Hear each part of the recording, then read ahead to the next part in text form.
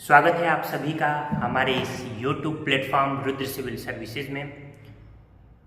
हमने पहला लेक्चर देख लिया था अपने इस सीरीज़ के क्रम में, जो कि भारतीय संविधान से था, और पहला लेक्चर था संविधान का निर्माण।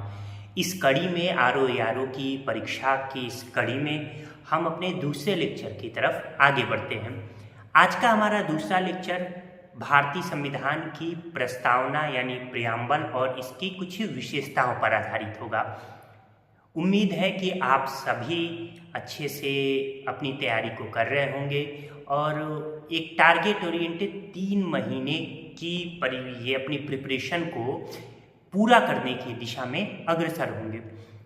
तो आइए इस कड़ी में हम आगे चलते हैं। भारतीय संविधान की प्रस्तावना, जैसा कि मैंने लास्ट लेक्चर में बताया था कि हमारा जो संविधान है वो 2 वर्ष 11 महीने 18 दिन में पूरा होता है।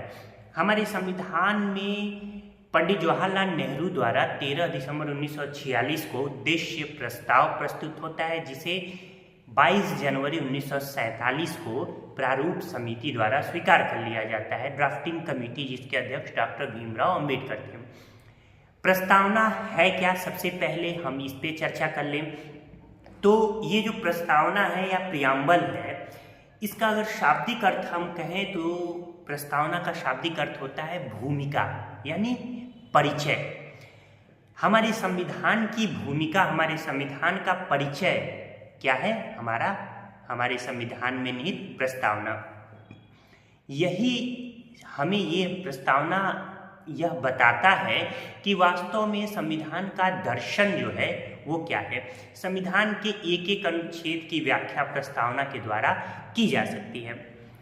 प्रस्तावना की अगर बात करें तो प्रस्तावना का संबंध हमारे संविधान के उद्देश्यों से, उसके लक्ष्यों, आदर्शों और आधारभूत सिद्धांतों से है। यहाँ पे मैंने आपको प्रस्तावना के बारे में बताया, ये हमारी भारतीय संविधान में निहित प्रस्तावना है, जिसके बारे में एक एक कड़ी मैं आगे सुलझाते हुए चलूंगा। सबसे पहले कि प्रस्तावना क्या है, ये आपने समझा कि प्रस्तावना, भारतीय संविधान की प्रस्तावना एक भूमिका है, एक परिचय है। भारतीय संविधान की जो प्रस्तावना है उसका संबंध उसके उद्देश्यों, लक्ष्यों, आदर्शों तथा आधारभूत सिद्धांतों से है। इसके पहले मैंने बता दिया है आपको कि हमारी प्रस्तावना को 22 जनवरी 1947 को उद्देश्य प्रस्ताव, जिस उद्देश्य प्रस्ताव में थोड़े बहुत संशोधन के साथ स्वीकार किया गया, वही उद्देश्य प्रस्ताव हमारी प्रस्तावना बनी थी। इसके बाद से मैं आपको यहाँ बता दूं कि प्रस्तावना में क्या अब तक कोई संशोधन हुआ है, और सबसे बड़ी बात कि क्या प्रस्तावना में संशोधन किया जा सकता है। ये 2 बातें हैं। सबसे पहले कि हाँ, प्रस्तावना में संशोधन किया जा सकता है। केशवानंद भारती के मामले में 1973 का मामला है, जिसमें माननीय उच्चतम न्यायालय की अब तक की सबसे बड़ी 13 जजों की पीठ बैठी है, और उन्होंने निर्णय दिया कि प्रस्तावना में ही नहीं बल्कि संविधान के किसी भी भाग में संशोधन संभव है, बशर्ते हमारे संविधान का जो बेसिक स्ट्रक्चर है, मूलभूत ढांचा है, वो ना बदले। अब ये मूलभूत ढांचा है क्या? तो मूलभूत ढांचे का सिद्धांत हमारे संविधान में कहीं परिभाषित नहीं है, वो सुप्रीम कोर्ट के निर्णयों के अनुसार आते रहते हैं, जिस पर हम एक अलग से लेक्चर लेके आएंगे, एक अलग से चर्चा करेंगे। यहाँ आइए आगे बढ़ते हैं। तो अब तक भारतीय संविधान की प्रस्तावना में एक बार संशोधन हुआ है, जिसमें 3 शब्द जोड़े गए थे। तो 42वां संविधान संशोधन 1976 में 42वां संविधान संशोधन होता है, जिसके तहत हमारी संविधान की प्रस्तावना में समाजवादी, पंथ निरपेक्ष और अखंडता, ठीक, ये सोशलिस्ट, सेक्युलर और इंटीग्रिटी, ये 3 शब्द जुड़ते हैं। कौन कौन? समाजवादी, सोशलिस्ट, पंथ निरपेक्ष, सेक्युलर और अखंडता, इंटीग्रिटी। सब मैं धीरे धीरे बताऊंगा, एक एक शब्दों के मायने भी बताऊंगा। प्रस्तावना का जो स्रोत है वो क्या है? अमेरिकी संविधान। अमेरिका का जो संविधान है वो हमारी प्रस्तावना का स्रोत है, और जो हमारी प्रस्तावना की भाषा है वो ऑस्ट्रेलिया से ली गई है। ये 2 बातें ध्यान में रखिएगा। तो हमारी प्रस्तावना का जो स्रोत है वो उसका स्रोत अमेरिकी संविधान है, और प्रस्तावना की भाषा जो है वो किस देश के संविधान से प्रेरित है, तो ऑस्ट्रेलिया के संविधान से प्रेरित है। हमारे संविधान में जो वर्णित स्वतंत्रता, इसके अलावा समानता और बंधुत्व, ये देखिए स्वतंत्रता, लिबर्टी, समानता, इक्वालिटी और बंधुत्व, फ्रेटर्निटी, तो ये तीन शब्द जो हैं लिबर्टी, इक्वालिटी और फ्रेटर्निटी, तो ये तीनों जो शब्द हैं ये फ्रांस से लिए गए हैं, यानी फ्रांसीसी संविधान से प्रेरित है। ऐसे प्रश्न पूछ लिए जाते हैं, इसलिए मैं आपको यहाँ बता रहा हूँ। देखिए वैसे तो हमारी विश्व के तमाम देशों में उद्देशिका निहित है, लेकिन हमारी जो उद्देशिका है, हमारी जो प्रस्तावना है, उसकी शुरुआत जो होती है we the people of India, यानी हम भारत के लोग। और हम भारत के लोग, ये जो शब्द है, ये वी द पीपल, ये बड़े कम देशों के संविधान में है। हमारे अपने देश यानी भारत के संविधान में है, इसके अलावा दक्षिण कोरिया के संविधान में भी है, आइवरी कोस्ट के भी संविधान में है, आयरलैंड और पापुआ न्यू गिनी, ये कुछ चुनिंदा जो देश हैं, इसकी प्रस्तावना की शुरुआत हम भारत के लोगों के साथ होती है। हो सकता है प्रश्न पूछते हैं निम्नलिखित में किन देशों की ये प्रस्तावना की जो शुरुआत है वो वी द पीपल या हम भारत के लोगों से हुई है, तो आप यहाँ से बता सकते हैं भारत है, दक्षिण कोरिया है, आइवरी कोस्ट है, आयरलैंड है और पापुआ न्यू गिनी। तो इस तरीके से ये प्रस्तावना के बारे में कुछ बातें रही। प्रस्तावना पर विशेषज्ञों की अगर हम राय को देखें तो सर्वोच्च न्यायालय के पूर्व मुख्य न्यायाधीश जो रहे हैं के सुब्बाराव, तो सर्वोच्च न्यायालय के पूर्व मुख्य न्यायाधीश के सुब्बाराव ने कहा है कि प्रस्तावना उन उद्देश्यों को निर्धारित करती है जो संविधान में संकेतित किए गए हैं, यानी संविधान में जिन उद्देश्यों का संकेत मिलता है वो प्रस्तावना में निहित है। ये सुब्बाराव जी का कथन है। इसके अलावा अल्लादी कृष्ण स्वामी अय्यर, जो कि कल मैंने इस पर चर्चा की थी, तो अल्लादी कृष्ण स्वामी अय्यर ने कहा है कि भारतीय संविधान की जो प्रस्तावना है वो हमारे दीर्घकालीन जो सपने हैं उनका विचार प्रस्तुत करती है। तो इस तरीके से ये कुछ विचार रहे प्रस्तावना से संबंधित। हमारी प्रस्तावना जो है वो वास्तव में संविधान की आत्मा है, इसको ध्यान में रखिएगा। डॉक्टर भीमराव अम्बेडकर ने अनुच्छेद 32 को संविधान की आत्मा कहा है, संवैधानिक उपचारों का अधिकार, जिसके बारे में अलग से डिस्कस करेंगे, लेकिन प्रस्तावना ही संविधान की आत्मा के रूप में जानी जाती है। मोहम्मद हिदायतुल्लाह जी ने प्रस्तावना, ये मुख्य न्यायाधीश कार्यवाहक भी रहे हैं राष्ट्रपति के रूप में, तो उन्होंने प्रस्तावना को भारत की आत्मा के रूप में ये दर्जा दिया है। तो चूंकि संविधान की व्याख्या करने का अधिकारी कौन है, वो सुप्रीम कोर्ट ही है। तो अगर प्रश्न पूछे संविधान की आत्मा तो वो प्रस्तावना है, और पूछे कि डॉक्टर भीमराव अम्बेडकर के अनुसार तो अनुच्छेद 32 संवैधानिक उपचारों का अधिकार। के.एम. मुंशी ने जो प्रस्तावना है उसको हमारे संप्रभु प्रजातंत्र गणराज्य की जन्म कुंडली कहा है, यानी हमारी प्रस्तावना को क्या कहा है, जन्म कुंडली की संज्ञा किसने दी है, तो के.एम. मुंशी जी ने दी है। प्रस्तावना के महत्व पे अगर हम चर्चा करें तो प्रस्तावना का महत्व बेरुबारी मामला, ये देश की आज़ादी के बाद सुप्रीम कोर्ट के समक्ष एक बहुत जीवंत 1960 का ये मामला है।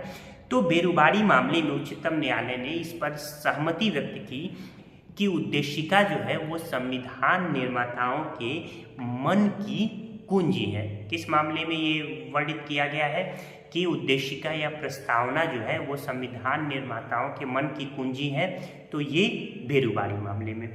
इसके अलावा केशवानंद भारती बनाम केरल राज्य 1973 के मामले में भी प्रस्तावना को संविधान के अंग के रूप में स्वीकार किया गया है। तो इस तरीके से वर्तमान स्थिति ये है कि प्रस्तावना जो है वो संविधान का अभिन्न अंग है।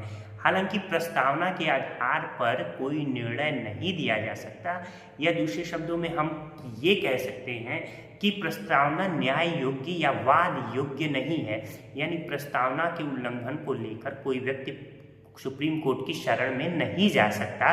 लेकिन इससे प्रस्तावना का महत्व कम नहीं हो जाता, क्योंकि सुप्रीम कोर्ट प्रस्तावना को केंद्र बिंदु में रखकर ही संविधान के अन्य अनुच्छेदों को संदर्भित करती है।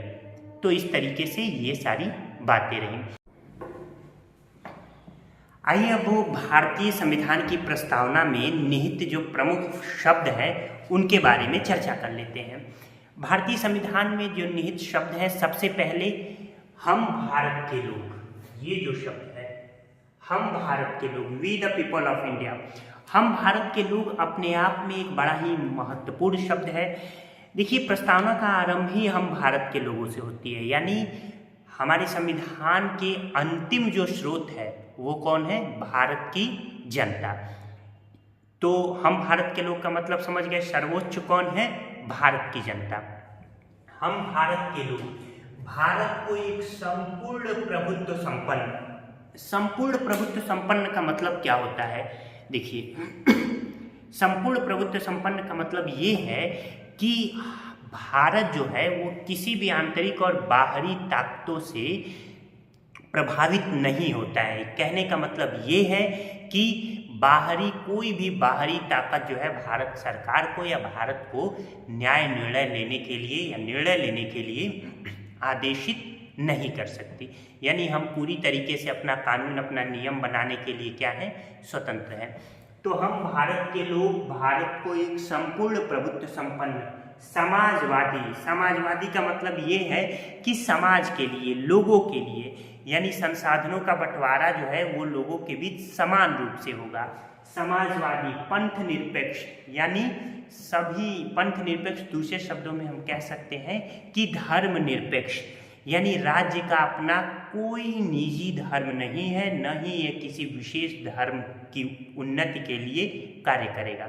हाँ, सभी धर्मों की बराबर उन्नति के लिए राज्य कार्य कर सकता है।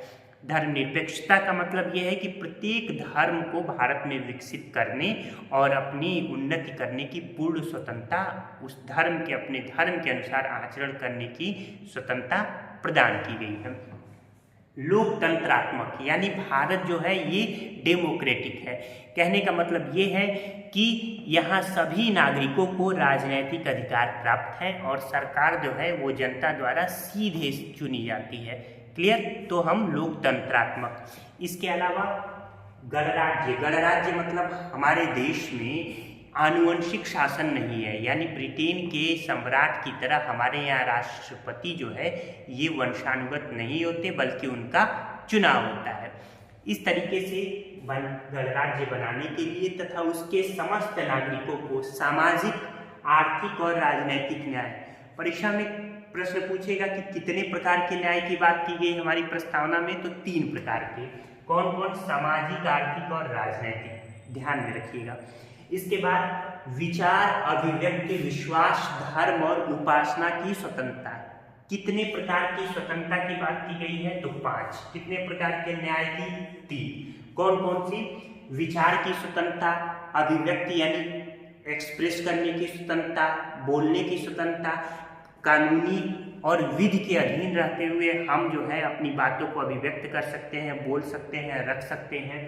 विश्वास की, धर्म की, यानी अपने धर्म को मानने की, अपने धर्म के प्रति जो है आचरण करने की, अपने धर्म के अनुसार व्रत वगैरह रखने की स्वतंत्रता, विश्वास की, और उपासना की स्वतंत्रता। ये 5 प्रकार की स्वतंत्रता है।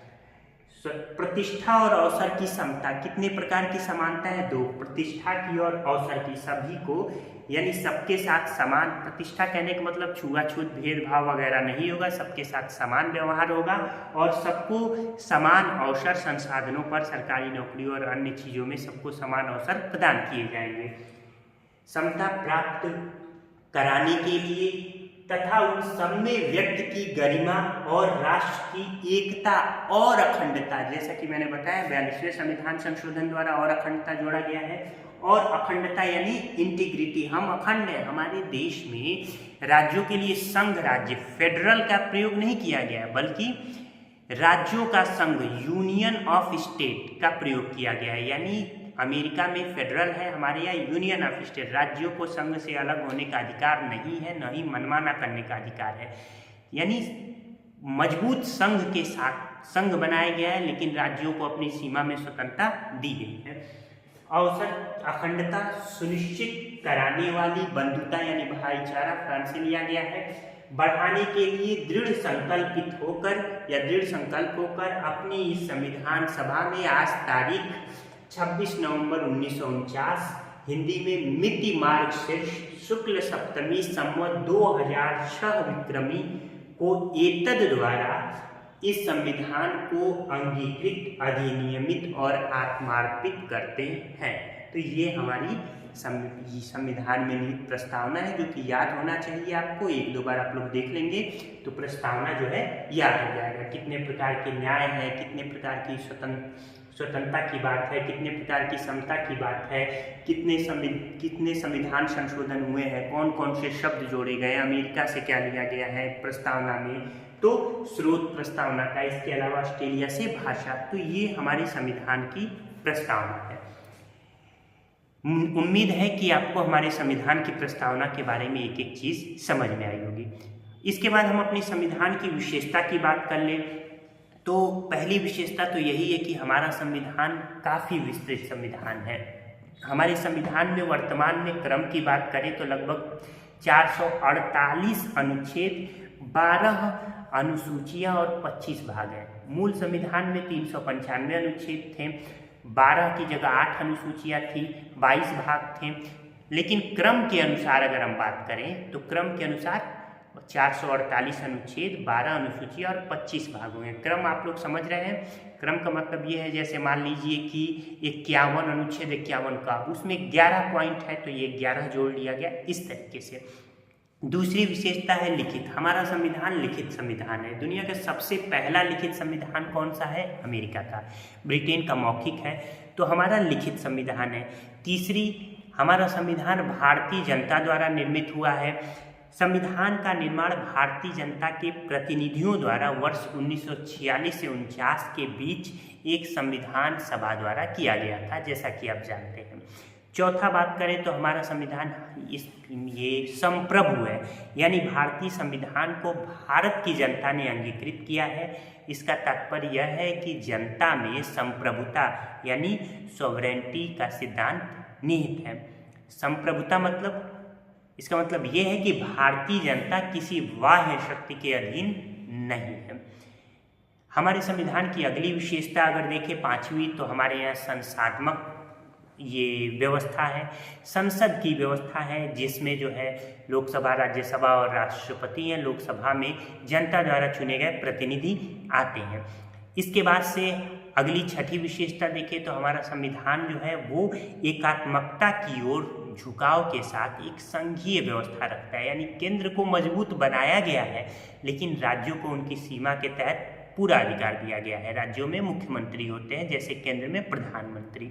इसी तरीके से राज्य में राज्यपाल होते हैं, जैसे केंद्र में राष्ट्रपति हैं। इसके बाद से हमारा संविधान नम्यता और अनम्यता के बीच का एक अनुपम मिश्रण है। नम्यता मतलब फ्लेक्सिबिलिटी, अनम्यता मतलब रिजिडिटी, यानी न तो बहुत ज़्यादा लचीला है, न तो बहुत ज़्यादा कठोर है। अगली बात करें तो हमारे संविधान में मौलिक अधिकार प्रदान किए गए हैं। जहाँ भी व्यक्तियों के अधिकारों का हनन होता है तो ये मौलिक अधिकार जो है ये शक्तिशाली तत्व के रूप में उभरते हैं। मौलिक अधिकारों के उल्लंघन पर व्यक्ति सुप्रीम कोर्ट या उच्च न्यायालय की शरण, यानी उच्चतम और उच्च न्यायालय की शरण में जा सकता है। हमारे संविधान में राज्य के नीति निदेशक तत्वों को समाहित किया गया है, जो कि हमारे संविधान के भाग 4 में निहित है। ये नीति निदेशक तत्व लोक कल्याणकारी राज्य की स्थापना करते हैं। ये नीति निदेशक तत्व जो है वो न्यायवाद योग्य तो नहीं है, लेकिन इससे जो है सरकारें बन बिगड़ जाती हैं। इसकी चर्चा हम नीति निदेशक तत्व वाले लेक्चर में करेंगे। इसी तरीके से 42वें संविधान संशोधन द्वारा 1976 में सरदार स्वर्ण सिंह समिति की सिफारिश पर हमारे संविधान में फंडामेंटल ड्यूटीज या मौलिक कर्तव्य जोड़े गए। उस समय 10 मौलिक कर्तव्य थे, लेकिन 86वें संविधान संशोधन द्वारा शिक्षा के अधिकार को भी मौलिक कर्तव्य बनाते हुए 11वां मौलिक कर्तव्य जोड़ा गया। इस तरीके से मूल संविधान में मूल कर्तव्य नहीं थे। मूल कर्तव्य 42वें संविधान संशोधन द्वारा सरदार स्वर्ण सिंह समिति की सिफारिश पर जोड़े गए। प्रारंभ में 10 मूल कर्तव्य थे, अब 11 मूल कर्तव्य हो गए हैं। अगला हम कहें तो सार्वभौम वयस्क मताधिकार है, यानी 18 वर्ष से ऊपर का कोई भी व्यक्ति हमारे यहाँ मतदान कर सकता है कुछ शर्तों को पूरा करने के बाद। इसके बाद से हमारे यहाँ एकल नागरिकता है। अमेरिका में दोहरी नागरिकता है, लेकिन हमारे यहाँ एकल, यानी राज्य की नागरिकता अलग और केंद्र की नागरिकता अलग नहीं है। अनुच्छेद 370 के तहत जो जम्मू कश्मीर में अलग नागरिकता मिलती थी वो भी 2019 में समाप्त कर दिया गया। इसके बाद से हम बात करें तो न्यायिक समीक्षा का अधिकार है, यानी संघ के और यानी संघ या फिर राज्य, केंद्र या फिर राज्यों द्वारा कोई भी कानून पारित होता है तो सुप्रीम कोर्ट या फिर हाई कोर्ट उसकी समीक्षा कर सकती है, तो किसी को बहुत शक्तिशाली नहीं बनाया गया है। इसके अलावा आपातकालीन प्रावधान भी हमारे संविधान में किए गए हैं। राष्ट्रीय आपात 352 से लेकर 360 के बीच है राष्ट्रीय आपात 352, फिर संवैधानिक तंत्र की विफलता जो है वो 356 और वित्तीय आपात 360। इस तरीके से बहुत सारे स्वतंत्र हमारे संविधान में अधिकरण भी हैं, जैसे निर्वाचन आयोग है, महालेखा परीक्षक है, फिर राज्य और केंद्र लोक सेवा आयोग है। तो ये सारी हमारे संविधान की महत्वपूर्ण विशेषताएं हैं। हमारे संविधान में कुछ बातें जो हैं वो विभिन्न देशों से ली गई हैं। इसका मतलब ये नहीं है कि हमारा संविधान जो है वो उधार का संविधान है। दरअसल जो अच्छी बातें हैं उसका अनुसरण तो सभी करेंगे ना, तो बस हमने अच्छी बातों को विभिन्न देशों के संविधान से लिया है। हमारे संविधान में मौलिक अधिकार की बात करें तो ये अमेरिका से लिया गया है मौलिक अधिकार। सर्वोच्च न्यायालय की बात करें तो ये भी अमेरिका से है। राज्य का नीति निदेशक तक तो आयरलैंड से लिया गया है। आपातकालीन व्यवस्था जर्मनी से। मूल कर्तव्य की बात करें तो रूस से। इसके अलावा जो है संसदीय व्यवस्थाओं की बात करें तो ब्रिटेन से लिया गया है। न्यायिक पुनरावलोकन की शक्ति जो है वो अमेरिका से ली गई है। इसी तरीके से उच्चतम और उच्च न्यायालय के न्यायाधीशों को उनके पद से हटाए जाने संबंधी जो महाभियोग सरीखी जो प्रक्रिया होती है वो भी अमेरिका से लिया गया है। हमारे भारतीय संविधान में जो उपराष्ट्रपति का पद है वो भी अमेरिका से है। प्रस्तावना का विचार और राष्ट्रपति पर जो महाभियोग लगता है वो भी अमेरिका से लिया गया है। अगर हम आयरलैंड की बात करें तो जैसा कि मैंने बताया राज्य के नीति निदेशक तक तो आयरलैंड से लिए गए। इसके अलावा राज्यसभा में राष्ट्रपति 12 सदस्यों को मनोनीत कर सकते हैं, ये भी आयरलैंड से लिया गया है। ऑस्ट्रेलिया से एक तो समवर्ती सूची ली गई है और दूसरा जो अनुच्छेद 108 के तहत संसद के दोनों सदनों की संयुक्त बैठक होती है उसे भी ऑस्ट्रेलिया के संविधान से लिया गया है। मूल कर्तव्य जैसा कि मैंने बताया सोवियत जो संघ यानी वर्तमान रूस से लिया गया है। दक्षिण अफ्रीका से संविधान संशोधन की प्रक्रिया अनुच्छेद 368 के तहत निहित है वो ली गई है। जर्मनी के वाइमर संविधान या वीमर संविधान हम कह सकते हैं, वहाँ से आपात उपबंध है। वित्तीय आपात अमेरिका से लिया गया अनुच्छेद 360। जापान के संविधान से विधि द्वारा स्थापित प्रक्रिया ली गई है। अवशिष्ट जो शक्तियाँ हैं रेसिडुअल पावर है और वो कनाडा से लिया गया। अवशिष्ट शक्तियाँ मतलब जब हमारा संविधान बना तो बहुत सारी ऐसी बातें थी जो सम्मिलित न हो पाई या उस समय वो चीज़ें अभी थी ही नहीं, तो सम्मिलित कैसे होंगी। ऐसी जो भी बात बाद में अगर संविधान के तहत आती है या देश के सम्मुख आती है तो उस पर कानून कौन बनाएगा? केंद्र सरकार बनाएगा। तो ये अवशिष्ट शक्तियाँ हैं। जैसे मान लीजिए कि दूरसंचार नहीं था, दूरसंचार बाद में जुड़ा, तो बाद में दूरसंचार क्रांति हुई तो दूरसंचार संबंधी कि जो कानून है वो कौन बनाता है? तो वो सब केंद्र सरकार बनाती है। इस तरीके से समानता, बंधुत्व, गणतंत्रात्मक व्यवस्था जो गणतंत्र शब्द प्रस्तावना में निहित है ये सब फ्रांस से लिया गया है। तो विभिन्न देशों से विभिन्न प्रावधान जो लिए गए हैं वो भी मैंने आपको बताया। उम्मीद है कि आपको हमारा लेक्चर पसंद आया होगा। लेक्चर को ध्यान से सुनिए। पूरे लेक्चर का PDF हमारे टेलीग्राम चैनल पर मिलेगा। डिस्क्रिप्शन बॉक्स में टेलीग्राम चैनल का लिंक होगा। आप उस लिंक पर जाएंगे तो वहाँ आपको इन्फॉर्मेशन मिलेगी कि PDF आपको कैसे प्राप्त किया जाए, यानी PDF को आप कैसे प्राप्त कर सकते हैं। ये वीडियो आपको अच्छा लगा हो, हमारा लेक्चर अच्छा लगा हो तो लाइक करना ना भूलिएगा। चैनल को सब्सक्राइब भी कीजिएगा। यार दोस्त मित्रों तक भी हमारे चैनल को पहुँचाइएगा।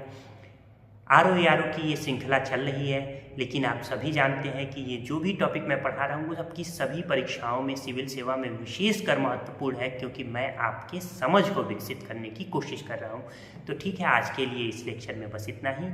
अगले लेक्चर के साथ हम फिर एक दूसरे के सम्मुख आएंगे। तब तक के लिए नमस्कार।